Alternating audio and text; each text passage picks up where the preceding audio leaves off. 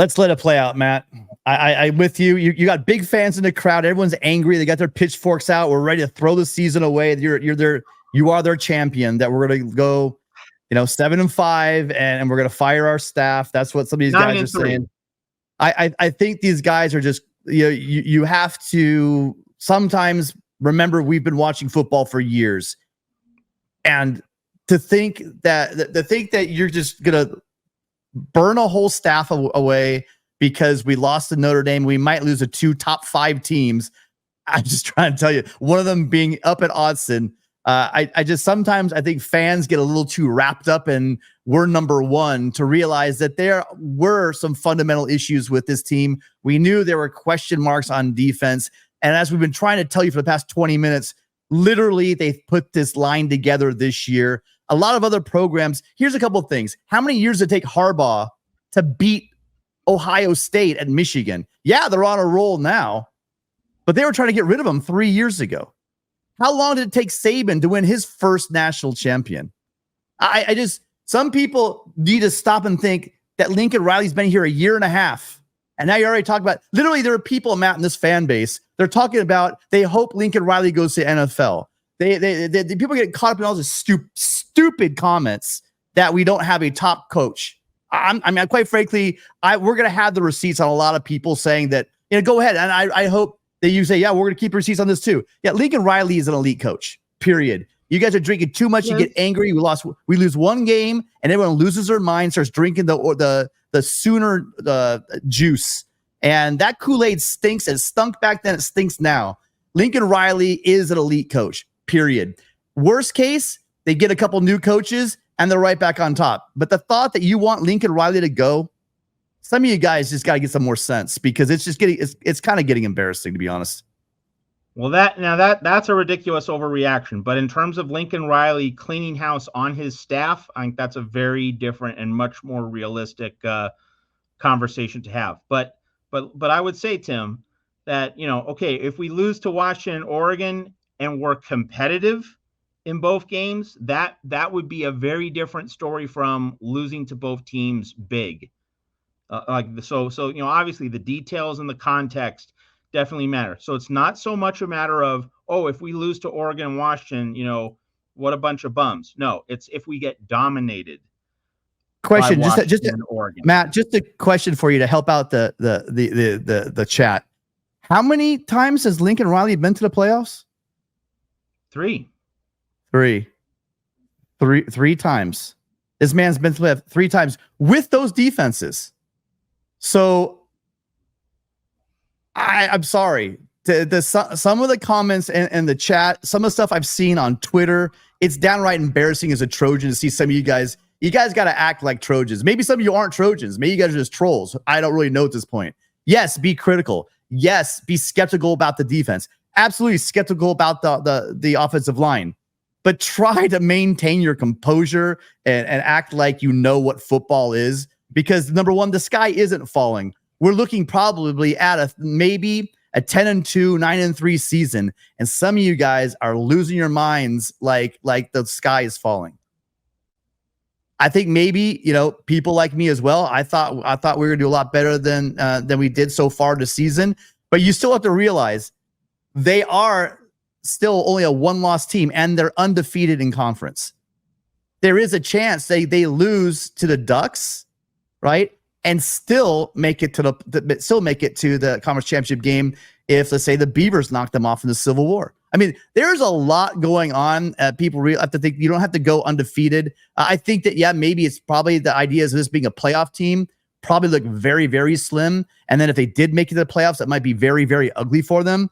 But this is a solid team. We are leap years ahead. If you want to call me an apologist or that I'm crying or whatever, no, I'm laughing at some of you guys because this defense has been bad, but they are improving. The last 2 weeks, this defense is getting better. You can be like the HR pick and stuff guy who thinks that the world's always, he's had a boner for Grinch since day one because he didn't want him coming over from Oklahoma. There's always those guys that cry like babies and would rather see USC lose and they be right than actually USC turn around and make something happen.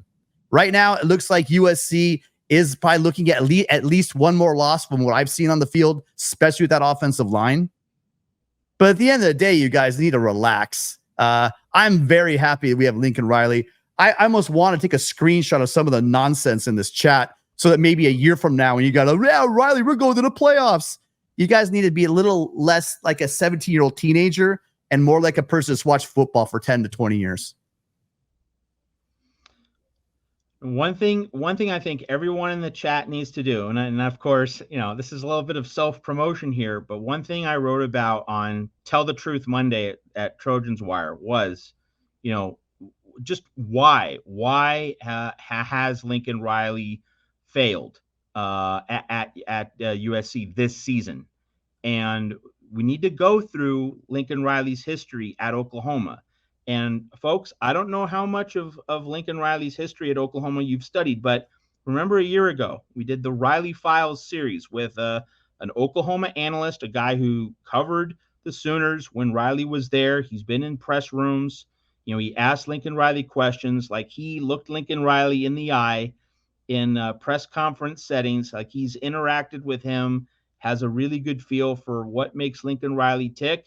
And on this Riley Files series, 12 different podcast episodes last year, it was a real deep dive going through the nuances of Lincoln's history with the Sooners. And this analyst, he certainly has his critiques of Riley, and didn't like several aspects of how he went about his business, but he was able to say that Lincoln Riley is a genius in terms of play calling, play design, exploiting the weaknesses in a defense. Like he basically called it like he saw it.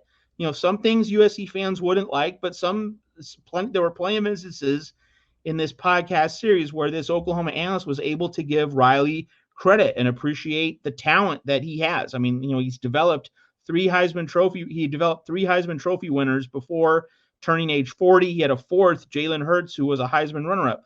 So this guy was willing to give Lincoln Riley credit in plenty of places. You might not like what he said on a lot of other things, but the point is, this is a good time to revisit Lincoln Riley's history at OU and what went right and what went wrong and why. And I looked into those details. And one of the things that really comes up is when Bill Biedenbaugh, when Riley was hired by USC in November of 2021, we were wondering, would Bill Biedenbaugh, the offensive line coach at Oklahoma, would he come over to USC with Lincoln Riley? Obviously, Grinch was retained, but Roy Manning was retained.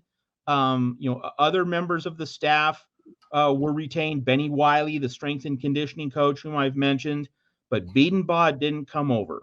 And it's really worth noting that Biedenbaugh was the offensive line coach throughout Riley's 5-year tenure at Oklahoma. And that, like, details like that, I'm not saying it's the main detail, but like it's an important detail in terms of explaining why Riley was able to make 3 college football playoffs and was able to win 4 straight Big 12 championships. So without offering like some huge final verdict on everything, I would just invite you to read what I wrote about Lincoln Riley at Oklahoma, about the criticisms of Oklahoma fans. It's not an emotional exercise. It's patiently sifting through the details of Riley's history. This thing, Riley had this for all 5 years. He had this for 2 years. He had this for 3 years. And these were the pieces of the jigsaw puzzle that in some years fit really well. In other years, they didn't fit quite as much. It's a good time for USC fans to really study up on those details, and putting those pieces together forms a clear picture of why certain things have gone wrong this season at USC, but also how Lincoln Riley can repair things. And that's the kind of conversation we should be having right now, instead of just a hysterical freak out. So this stuff right here is what I'm talking about. I know Connor's a beaver, but he's talking about turning over the offense from Lincoln Riley to Cliff Kingsbury. This is the nonsense that I'm trying to talk about. I'm not trying to be mean, but talking about being a ball knower, Connor, you just said you want to turn the offense over to Cliff Kingsbury and take it out of the hands of Lincoln Riley.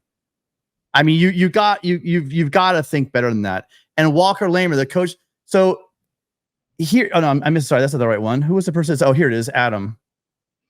He got crushed in all. No, he took Georgia to double. Oh, was it double or triple overtime? I can't remember. I think double, but like it was a squeaker. Yeah. Right. So he didn't get crushed. And yeah, I do remember that LSU team blew everybody out. That was like a legendary team.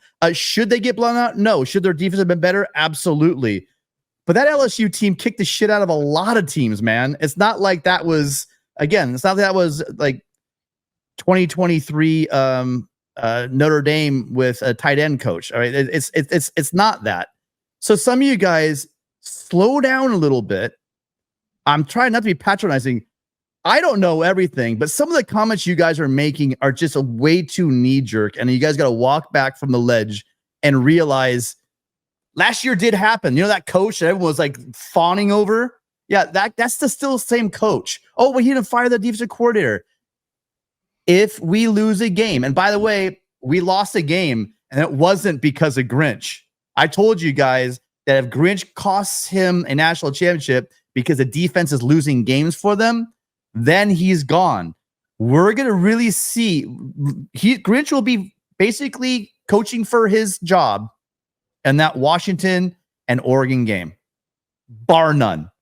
If they throw up a ton of points, but here's the thing: how many yards did Washington get on Oregon, and how many yards did Oregon get on Washington the other night? It wasn't like it was an Illinois versus Iowa game. I mean, it was, they were both throwing up mad points on each other, and everyone's telling us how good the Oregon defense is. How many yards did Oregon give up? How many points did Oregon give up?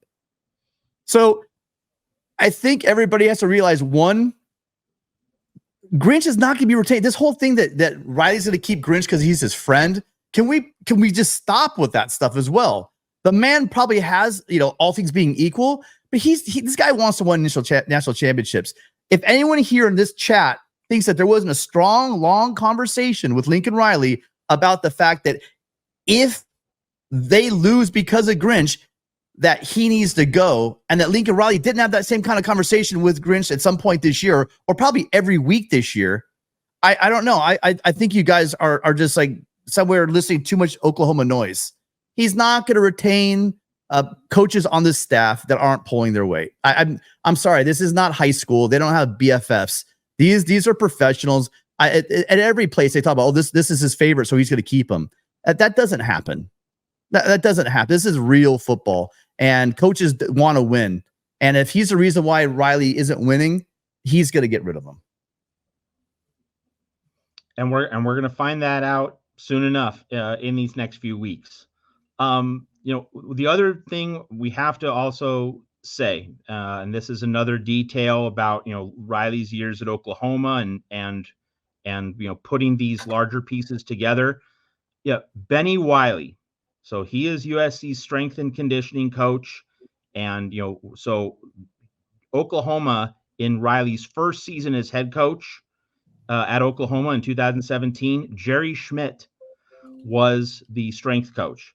But then Riley wanted Benny Wiley to be his new strength and conditioning coach. So he brought him aboard for 2018. Now, it's interesting. Oklahoma made the playoff in 2018 and 19, just as it did in 2017. But, the performance overall wasn't quite as good as it was in 2017 under Jerry Schmidt. Guess who's Oklahoma's strength and conditioning coach right now? Guess who came in with Brent Venables after Riley left?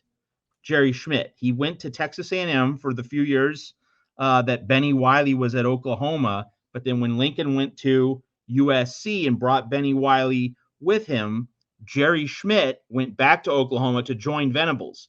Now, in year one, that was a mess. And Venables and Schmidt and the rest of that staff had to sort through all sorts of problems. But then after they got one full off season, one full cycle, then in year two, look what Oklahoma's doing right now with Jerry Schmidt. And that defense contained Quinn Ewers and the rest of the Texas offense, made a big goal line stand.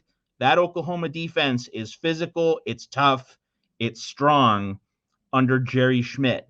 And you compare, the way USC is playing on its lines, defense for most of the season, the offensive line for the past several weeks under Benny Wiley, and you hold that up against what Jerry Schmidt is doing at Oklahoma now and what he did do for Lincoln Riley in 2017 before Riley brought in Benny Wiley in 2018, there's a clear gap between the Jerry Schmidt level of strength, toughness, and physicality on a football team and the standard that Benny Wiley has produced in his time under Lincoln Riley. And so strength and conditioning is another area of USC football's larger operations where Lincoln Riley needs to see some real progress over this next month against Utah and then especially Washington and Oregon. If he doesn't see that progress, Benny Wiley is a guy whose job security also needs to come under heavy scrutiny, and he might need to be sent packing.